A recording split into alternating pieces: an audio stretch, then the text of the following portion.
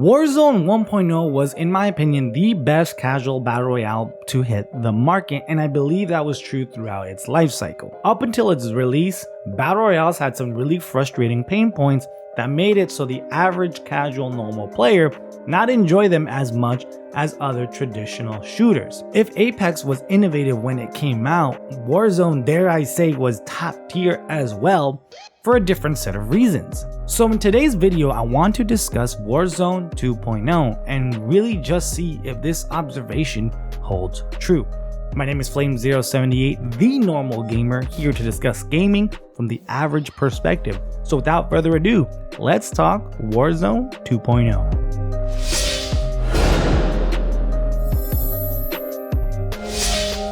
So battle royales are definitely not everyone's cup of tea. This was true when it started rising in 2017 and even holds true today in my opinion. It just isn't a friendly casual experience as compared to traditional shooters. But what do I mean by casual friendly experience? Listen, the normal gamer, the average gamer, the typical gamer, the one who works a full-time, maybe 2 full-times, a full-time student, maybe a parent, the ones who probably sink in maybe 20 hours a week, a little bit less, a little bit more, but typically those are the gamers I like to discuss, and that is the perspective I am coming from. The normal player typically is like this. It is a luxury and a privilege to be able to play way more, to put in hours upon hours into video games. And this is where the casual gaming experience comes in. Every normal gamer games very differently and maximizing or spends their time very differently, and their priorities are as unique as the games that come out. So a normal gamer with the casual mindset may value certain things less or more than, say, a normal gamer who values competition. Let me explain. Investing into weapon metas or legend metas or anything of that sort require 2 things from the gamer: investment of thought and investment of time. Thinking about what should I use, what works for me, investment of time in, how much time can I put into this. Those things are investments to the player, and that has to net some kind of reward. And everyone's threshold about how much they put in their investment versus what they get out is different. But typically, normal gamers who are more casual are not willing to put in a lot of effort in the investment of thought and time. They're just trying to play video games. They don't really care that much. As an example, think about players who invest playing and grinding rank systems in their games versus those that just strictly play pubs. That is what I'm talking about here. In that regard, battle royales are really taxing in the investment department. It's a high investment for a player per match, per session. With the one life aspect, with the RNG aspect, it requires a more methodical approach to your gaming session than, say, hopping onto a multiplayer match in Call of Duty. So how did Warzone fix that? Warzone took the established franchise Call of Duty and managed to make it fit in the battle royale format. So a lot of the normal casual player base who just enjoyed that were able to digest and invest and get into battle royales way easier than the other battle royales at the time. Because by making Call of Duty fit into battle royale, they inadvertently solved a big pain point in the battle royale format for the casual normal player. What was that pain point? Like I mentioned, battle royales are methodical for the most part, depending on their implementations. Slow looting, lots of running around if you didn't land hot, no way of playing again if you died early. Like, these things required an investment that was rough for the casual normal player, but it specifically for gamers who enjoyed their time with their friends or with groups of people. Like, just imagine you got in, you landed, you got into a couple fights, but you lose one or two of your buddies, and now they're just stuck kind of watching you play. Sure, you could quit and go back, but after a while, that little friction that they experienced up until Warzone players were facing just made it so those players didn't invest in long periods of time. And it's not like I'm talking out of thin air. This is my prime experience with battle royales. I have a lot of friends who I play with, but they are not fans of battle royales, and I can sum up their gripes with 3 points. And in solving most of these points, that's why these friends of mine enjoy Warzone more than other battle royales. Just a good game. For typical battle royales and in Warzone, it's about 15 to 20 minutes, so it's a big time sink per match already.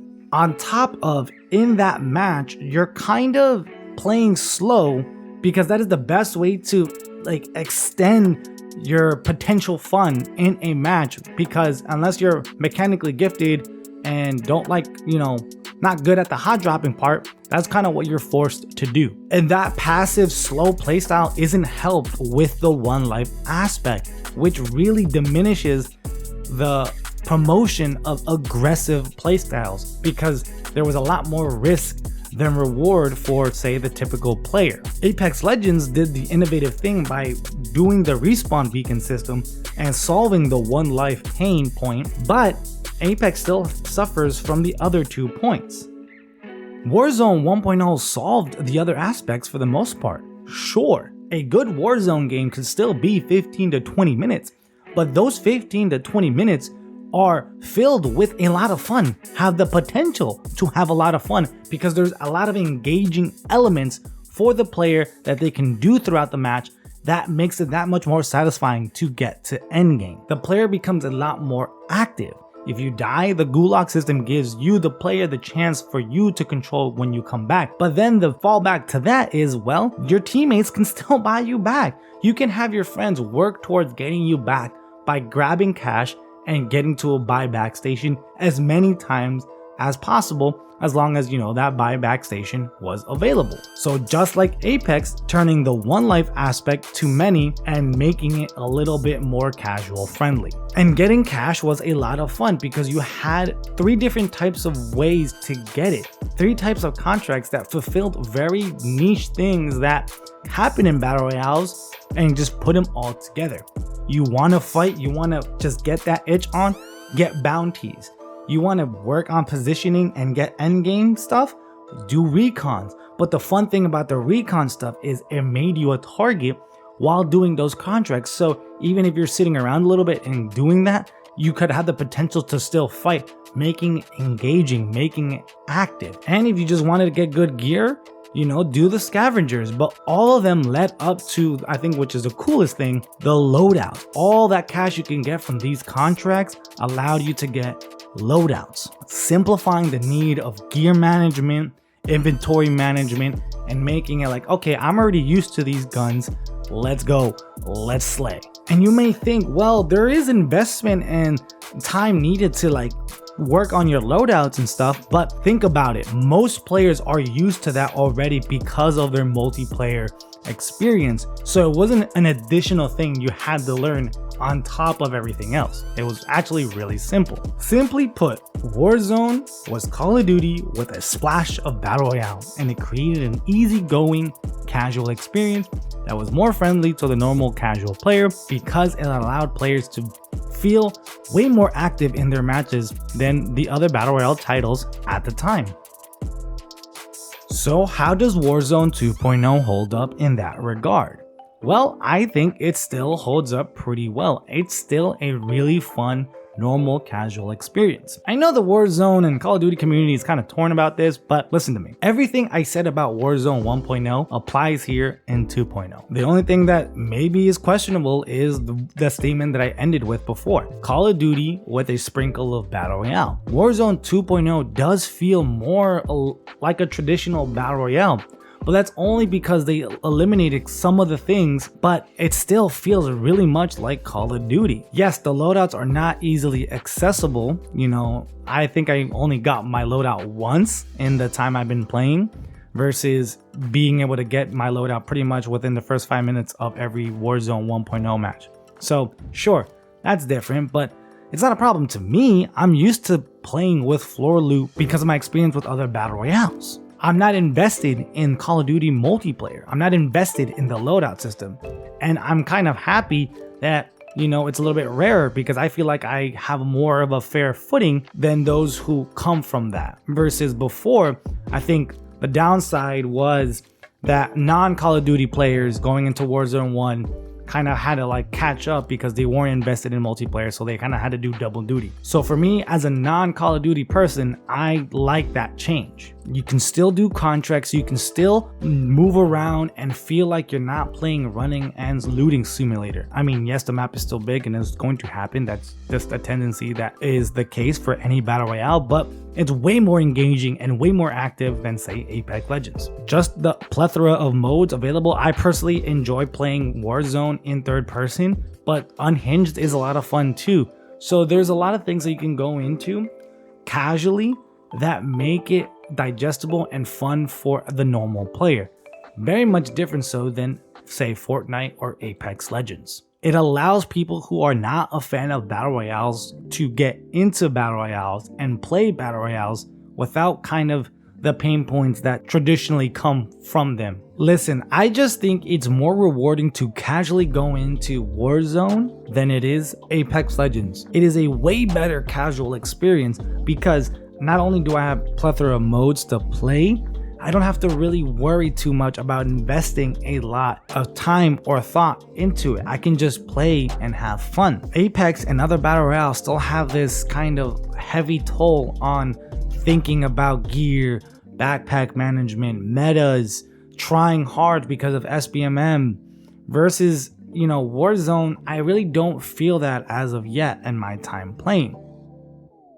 Warzone 2.0 is very promising and it satisfies a niche for the bigger audience. I think it still holds the title of best casual battle royale. Look, if I were to make a top 3 list of battle royales, it's obviously Apex Legends, Fortnite, and Warzone, but they're top for different reasons. Apex is the best competitive battle royale, best first-person shooter. I love Apex. Nothing feels as amazing as Apex does. Fortnite is an amazing top-tier live service, hands down. If you want an example of a good live service, do what Fortnite does. But if you want a casual, fun experience with the homies to not really stress out, I think Warzone is the best at that. But these are just my thoughts. Let me know what you guys think in the comment section down below, and I'll catch you guys real soon. My name is Flame078. Until next time, adios.